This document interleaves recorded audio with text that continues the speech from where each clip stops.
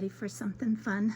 Let's make a little Thanksgiving fall harvest time garland, our banner.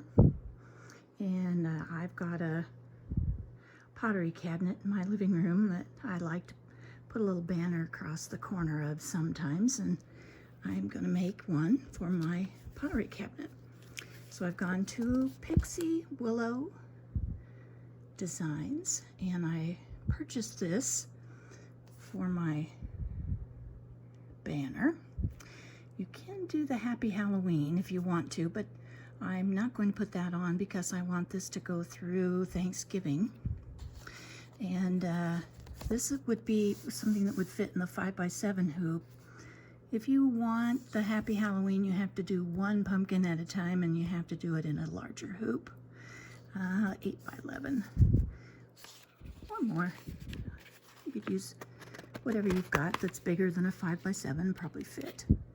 So I've got my pattern and my designs already loaded on my USB stick. And so I've got some supplies lined up here, and I'm going to be using 12 weight thread. And you're going to see that it's very, very thick thread. And 12 weight is something that people often use to hand stitch wool applique. And I bought this beautiful set, about a year ago. And I've been using some of them on some different projects, and made some door hangers and some fun stuff. And so I decided, okay, today I'm going to try it on a embroidery file. So I've got my wool all lined up for how I want my pumpkins to turn out. This is the backing. These are the stems. This is the pumpkins, and this is the back of the whole thing. So I've got that all lined up. I've got some 60 weight thread to do my die lines or my stitching lines with. And I have my yellow bobbin case with, no, this, I told you 60, this is 40 weight. And I have 60 weight in my bobbin. And I've got my 5x7 hoop. And in order to save a little, I pieced some scraps of stabilizer. This is a lightweight, light to medium weight tearaway stabilizer. So I'm going to get this hooped up, get my threads and everything over to the machine, and we're going to go make a pumpkin garland.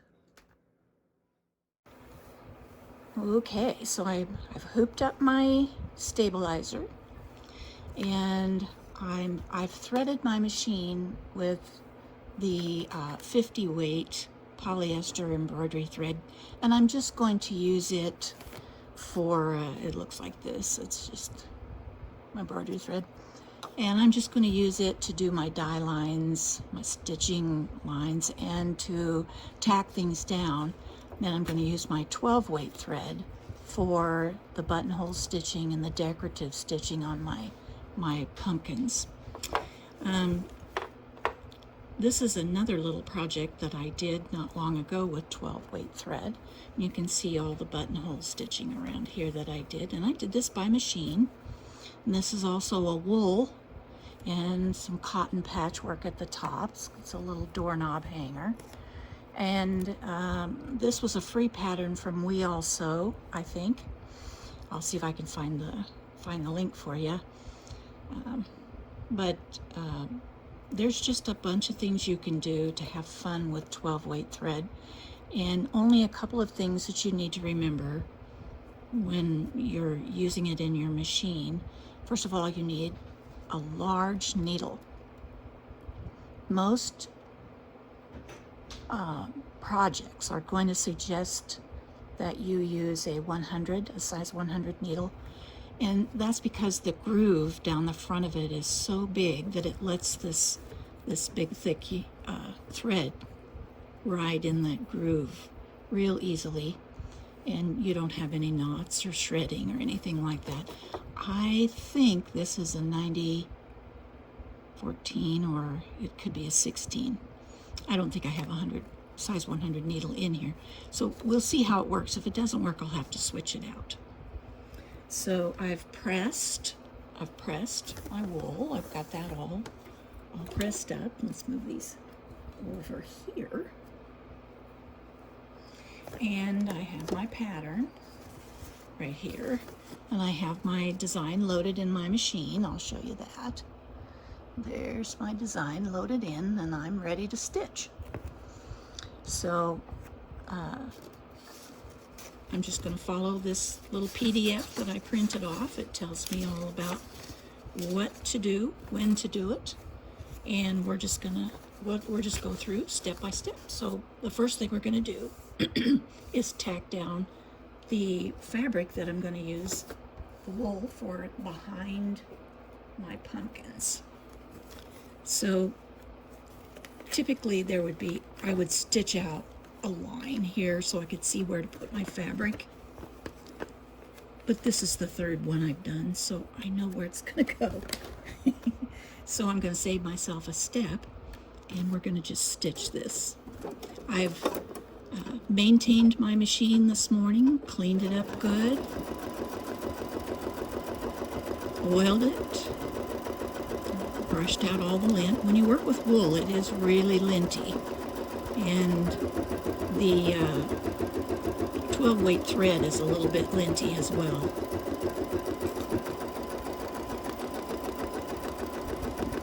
And if you have a pet, a puppy dog or a kitty cat, you're probably going to be picking off little hairs that come in the air and get attracted to your wool.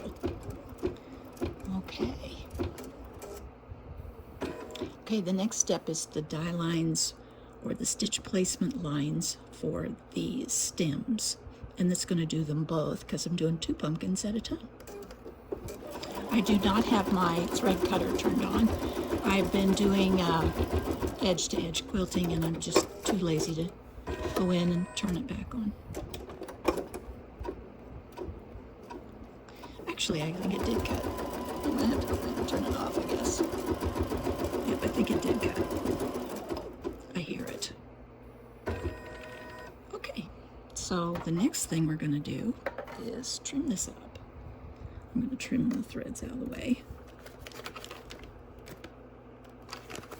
And we're going to tack down my stems. So I've just cut little scraps of wool. Oops, sorry. Little scraps of wool. I'm just going to make sure they cover these lines, these die lines, and I don't think it matters what direction. This is pretty rough wool, so it's going to look really rustic and country. So I'm going to stitch these down, and then we'll switch threads, and we'll work with the 12 weight thread to do the buttonhole stitch.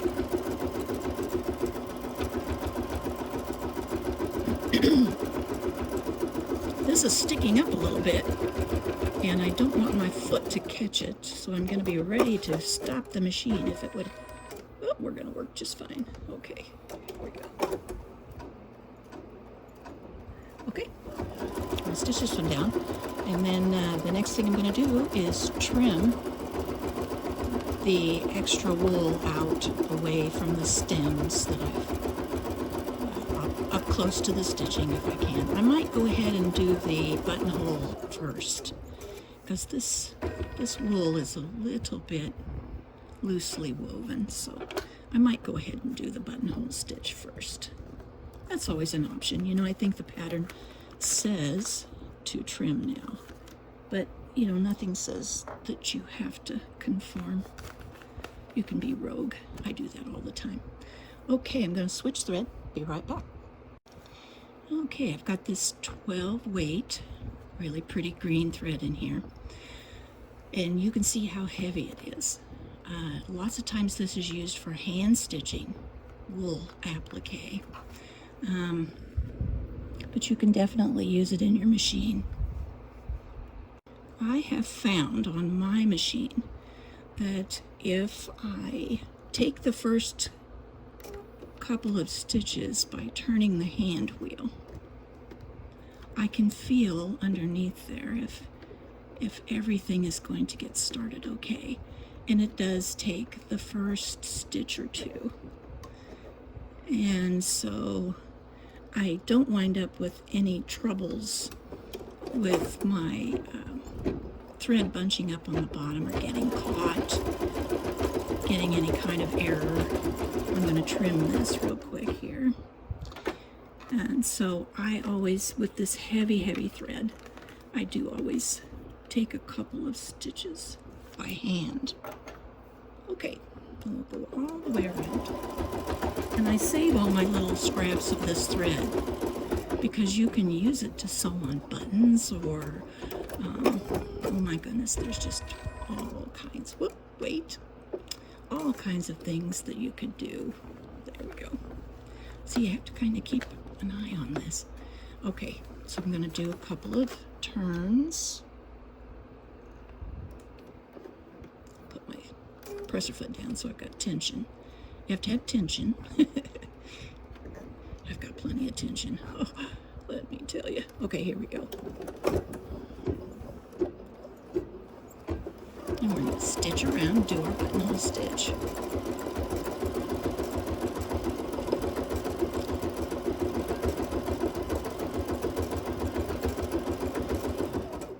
I just can see so many different possibilities for wool applique and embroidery designs with this beautiful thread. Okay, so now I am going to trim this around these pieces and cut away the extra. So I'll do that off camera and I'll be right back, and then we'll do our pumpkin. So when I trimmed away around my little stems, I save all these little scraps because they can be a little tiny leaf or a seed or some part of some other little wool applique project, because with wool you don't have to worry about the edges. Some of them do fray, and you'll see that as I put my pumpkin fabric on here. It frays, some wool frays pretty good, but it just gives it that folk artsy homespun sort of look. But I do save these larger pieces, the little teeny tiny ones I throw away, but not the ones that are big enough to do something with. So the next step is to do my pumpkins. So I am going to put my pumpkin fabric on here, and I'm going to take a few stitches, put my presser foot down so I have my tension engaged. I'm going to take a few stitches and then get my great big heavy thick yarn thread started and stitch down my pumpkin. And it'll do both pumpkins. And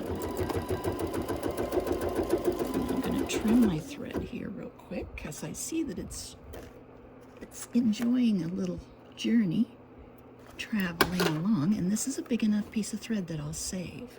So I'll save that. Okay, here we go.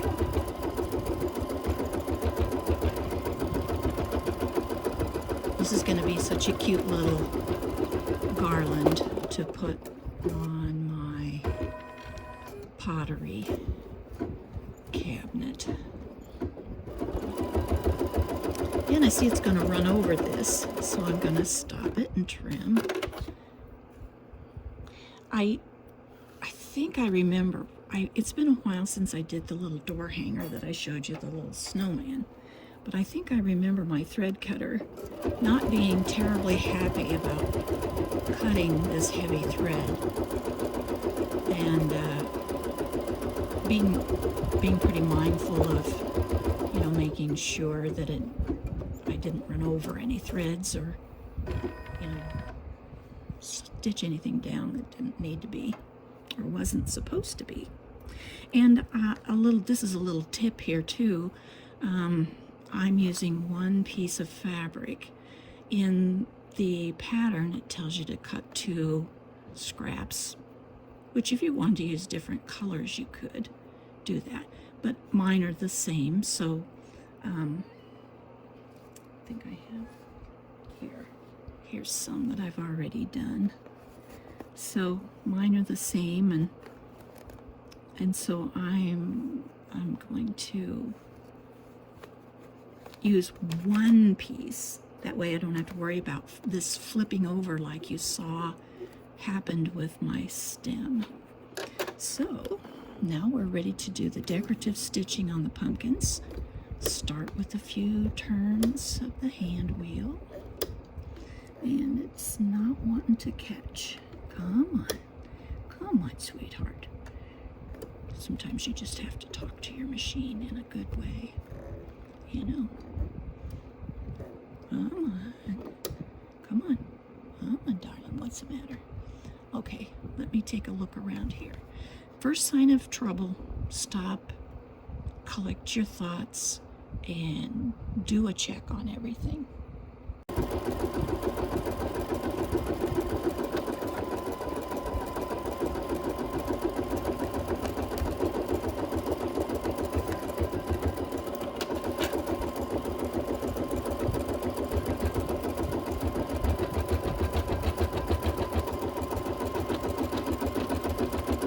My hoop is noisy.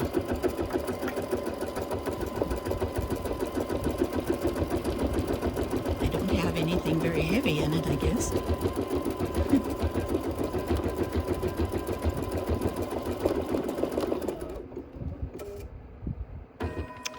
I totally enjoy machine embroidery. I enjoy every bit of sewing, no matter what it is. And I also enjoy various other kinds of needlework and other kinds of machine needlework. But this is always so much fun to decorate your house, and if you have a machine that will accommodate some of your artful ideas that you see and that you would like to have, that's always the icing on the cake. You get to do something really special, and it's yours uniquely, and there isn't another one like it in the whole world. You didn't go out and buy it somewhere, you made it. And people that do quite a bit of wool work, or I don't know, you're going to have scraps. There's always going to be scraps. Okay, a couple turns here. And away we go.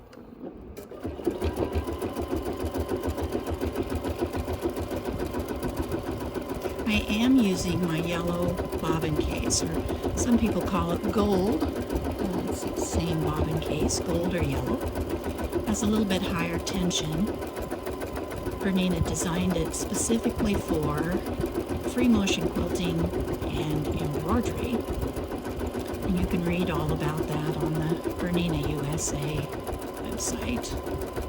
But it is a wonderful tool to have in your little toolbox, and with this heavier thread, it is wonderful to have.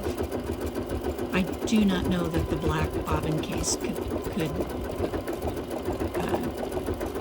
stitch this evenly and have this kind of tension, this perfect tension, without the yellow bobbin case. You can try it. Tell me how it works. I just have always used my yellow bobbin case, so I don't know about the black one, but I just don't think it would be the same.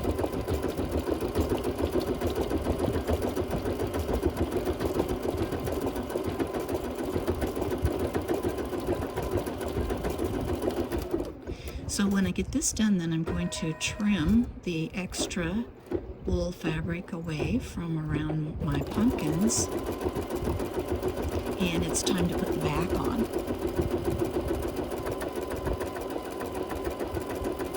So I'll go ahead and stitch the second pumpkin and trim. Stop. Trim my thread out of the way. I don't want it to get stitched down. There we go. And then I will be back and we'll put the back on.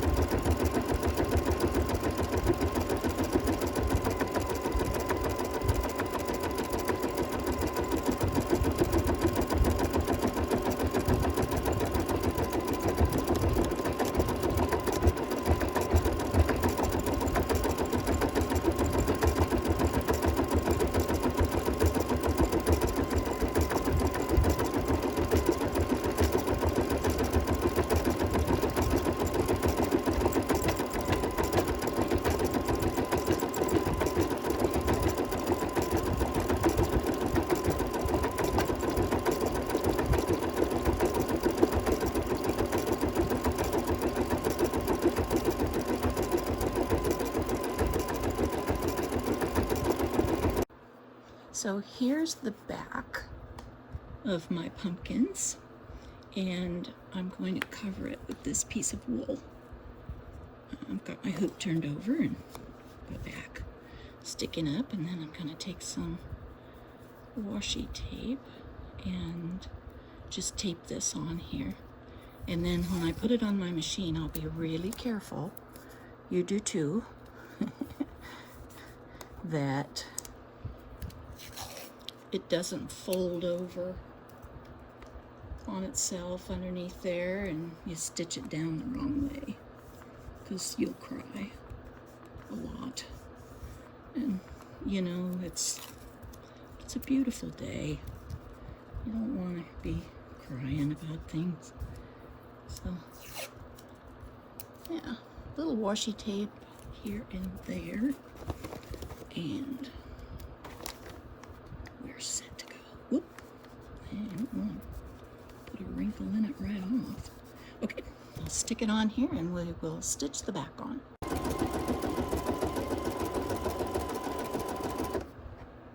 I'll trim my thread here. And we'll go the rest of the way around.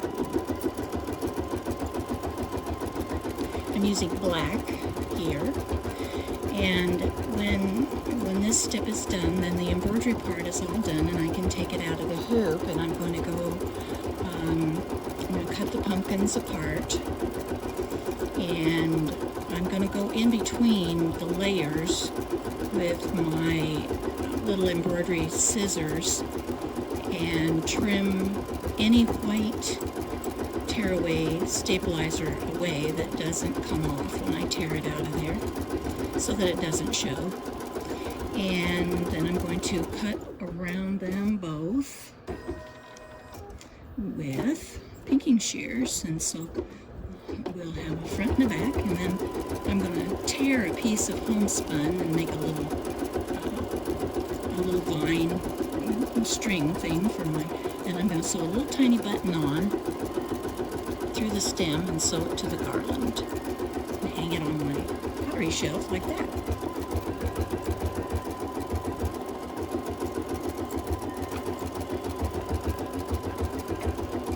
So we're almost done. And this is such a cute and fun little project. It's easy, and it's just a very, very enjoyable make.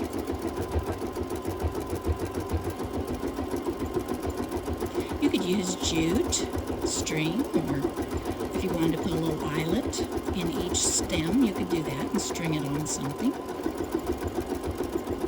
You could use some sort of little floral kind of wire or something, but so there we are. We're all done. Now I'm going to cut them apart, trim them up, and we'll put them together. Okay, so I've went through quite a few different ideas for my garland, my string for my garland, and I was going to use some homespun and tear it, but I wound up just using some quilt cotton that I thought was a lots closer color to what I wanted. And then I've gone through my button jar and found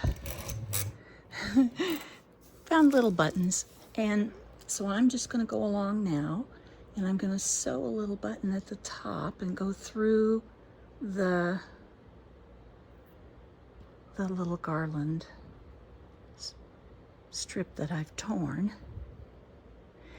and it'll be all done. I might use the scraps from my 12 weight thread to sew these buttons on and tie a little bow there or something like that. And if you weren't a country folk artsy person and you wanted to do this more modern or Victorian, you could use lace.